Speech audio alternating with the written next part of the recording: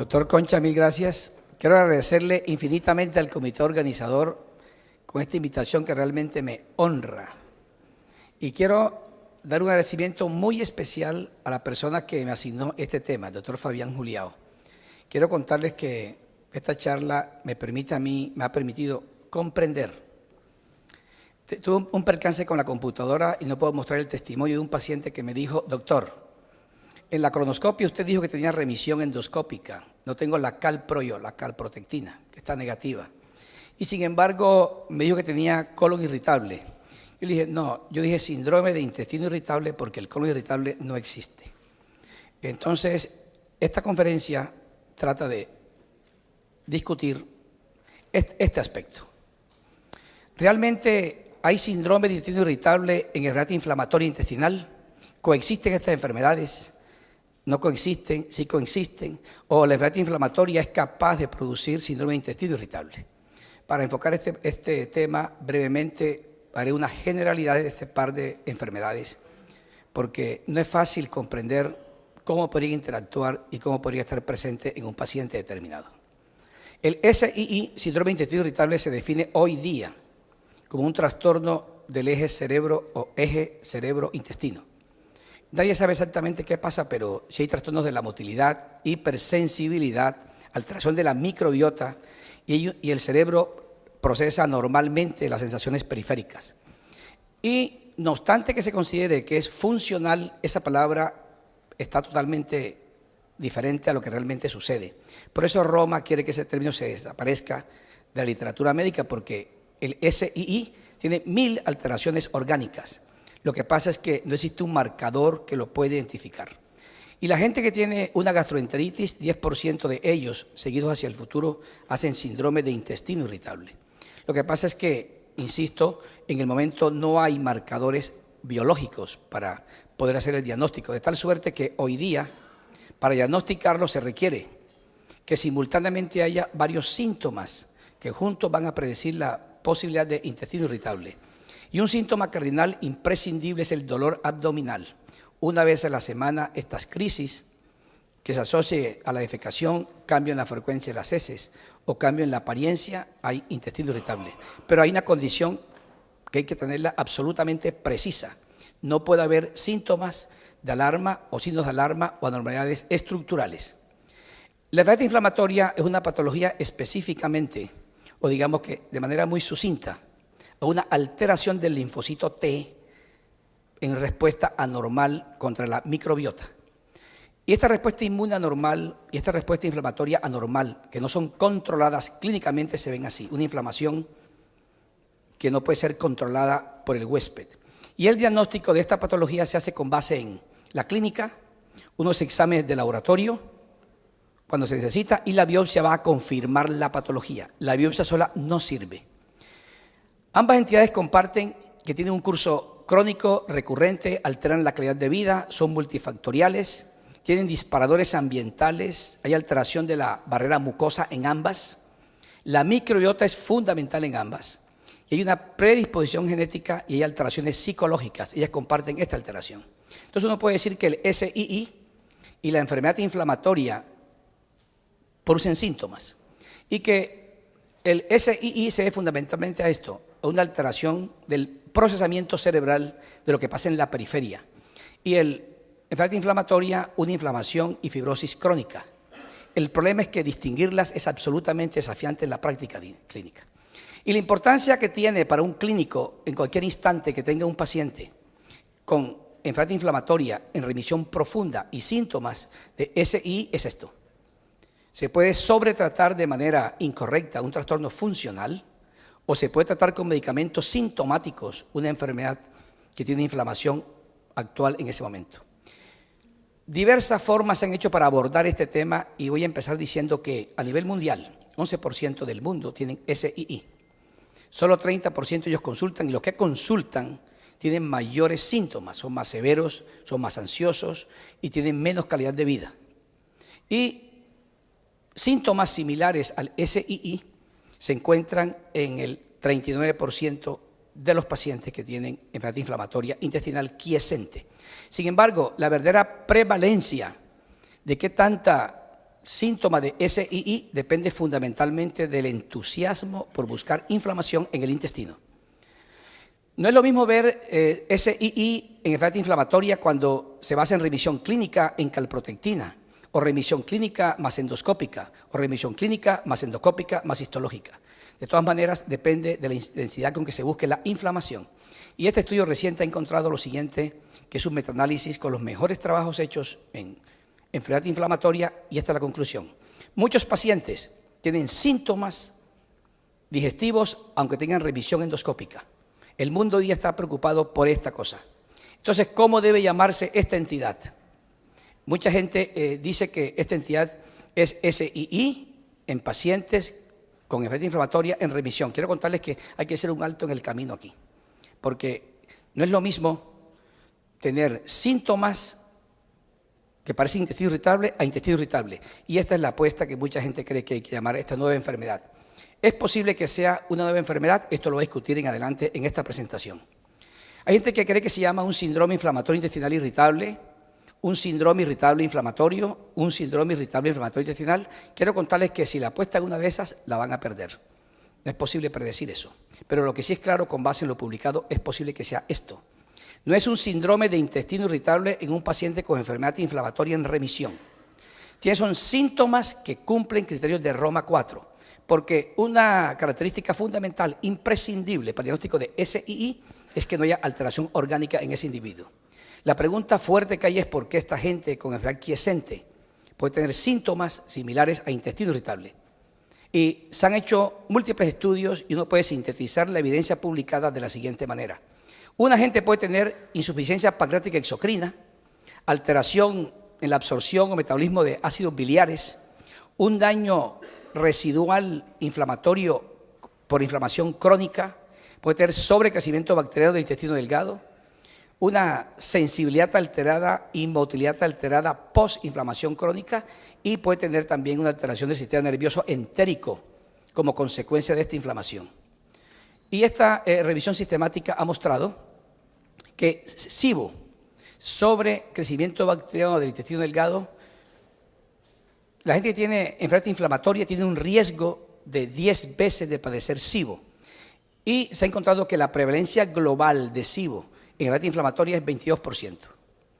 Sin embargo, una cosa interesantísima que se ha encontrado es que el microbioma no es distinto entre el paciente que tiene síndrome de intestino irritable al que tiene enfermedad inflamatoria con intestino irritable.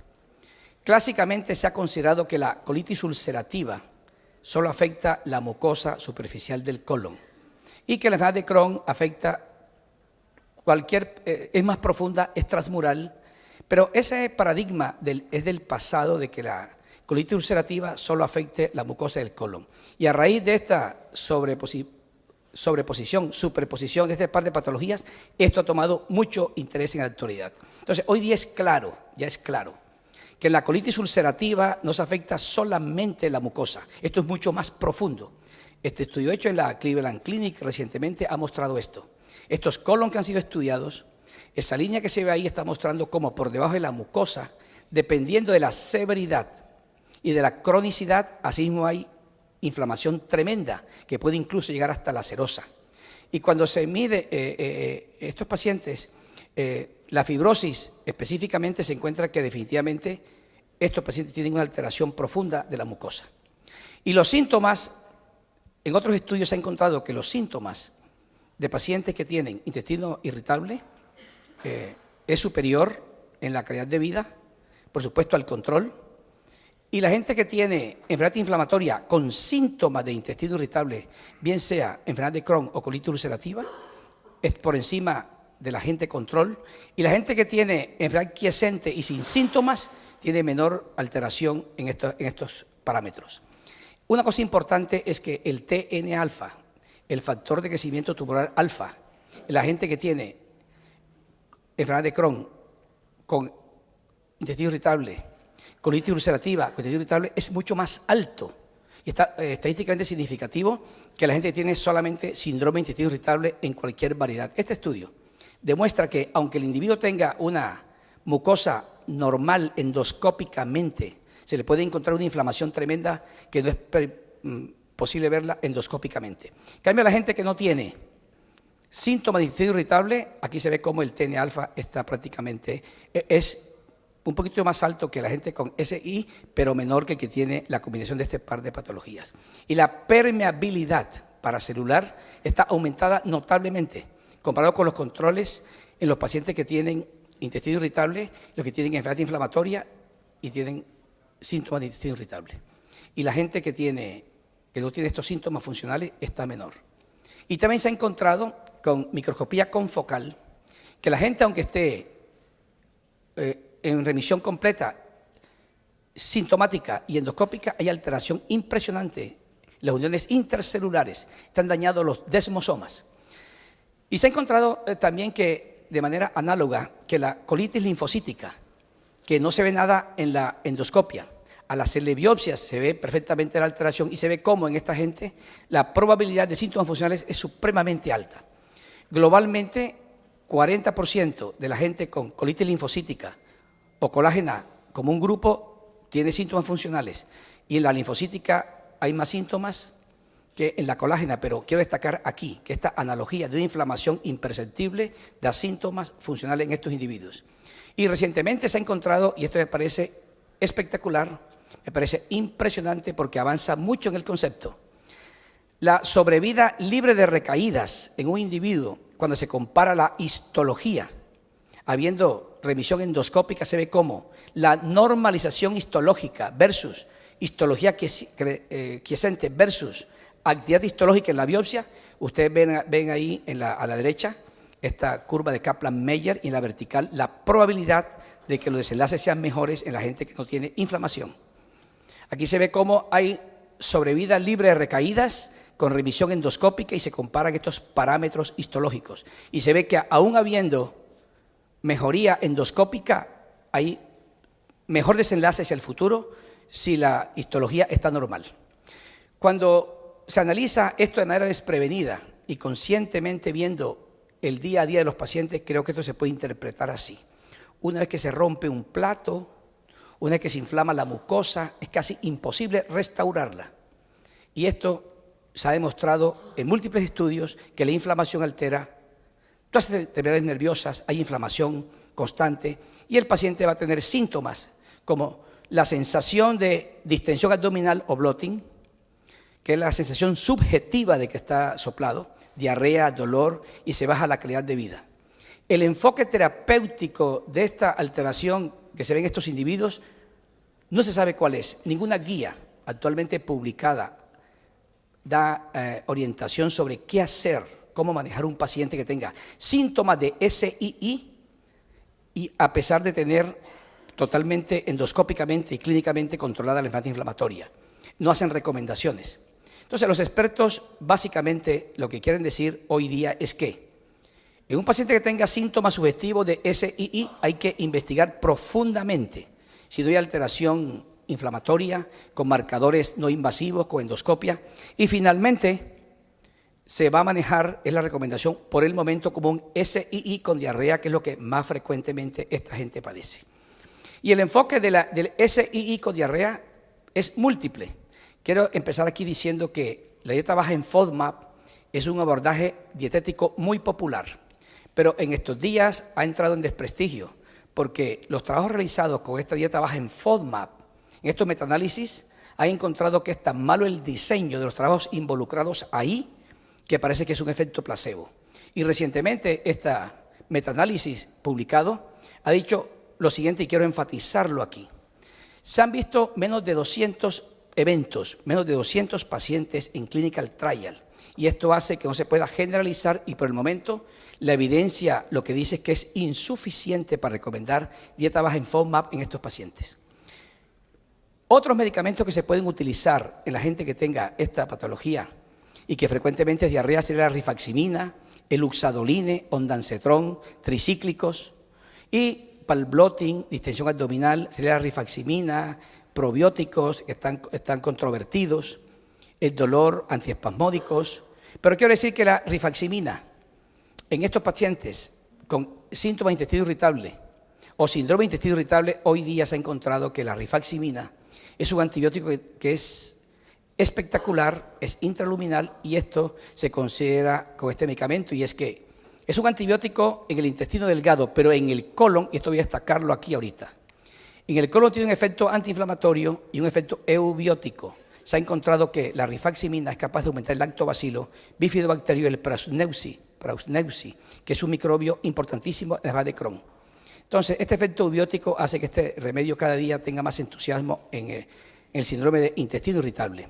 Obviamente que se ha encontrado también que ningún tratamiento para SII es eficaz en todos los pacientes y se pueden combinar. Pero hay pacientes refractarios y también está hoy día la gente muy entusiasmada a hacer trasplante fecal en el paciente refractario. Ustedes acaban de ver cómo es tan difícil encontrar un donante. De entrada, por si alguien le toma atención a esta propaganda, que se convierte en un donador universal, en un donador espectacular de materias fecales, quiero decir que los médicos no clasifican. Ningún doctor clasifica para donar materias fecales. Y esta propaganda es interesante porque OpenBiome, en Estados Unidos, le dice a la gente, conviértese en un donador, por cada popó que mande usted, se gana $40. Y si es muy juicioso enviando las 5 muestras, tiene un premio de $50. Hoy día el problema del donador universal es impresionante. Cuesta mucho dinero encontrarlo, para descartarle patologías que sean transmisibles. No puede tener patologías relacionadas con el microbioma, diabetes, hipertensión, obesidad, intestino irritable, estreñimiento, y no puede tener enfermedades transmisibles. Tampoco puede tener tatuaje y no puede tener piercing. Entonces, hoy día con esta materia fecal encapsulada, es posible que hacia el futuro se abran nuevas avenidas, y este sería el problema, que la gente no quisiera comer eso. Entonces, los mensajes que yo quisiera para casa de ustedes esta tarde son estos. En colitis ulcerativa, la inflamación va más allá de la mucosa. Los cambios posinflamación crónica pueden explicar los síntomas similares al SII. La prevalencia de estos síntomas en remisión profunda es 27% y es más que en la población general. El enfoque terapéutico es similar al SII con diarrea. Es difícil pensar que solamente es un overlap. Se requieren estudios prospectivos y la remisión histológica podría ser hacia el futuro un gran avance para manejar estos pacientes. Quiero contarles que los límites del conocimiento en la forma en que se puede concebir esto, hoy día puede ser esto. El treat to target en el pasado era así. Cuando no se sabía mucho de la enfermedad inflamatoria intestinal, este era el treat to target, remisión clínica. Conforme se vio que la revisión endoscópica disminuye notablemente las recaídas, calidad de vida, etcétera, se fue avanzando ahí.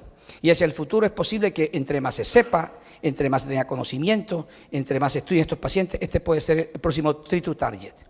Entonces, con estos pacientes que tienen síntomas similares al SII, pero que de entrada estarían descalificados para esta enfermedad porque tienen una patología orgánica, hace que el médico hacia el futuro a ellos los pueda ver diferentes. Gracias, muy amables.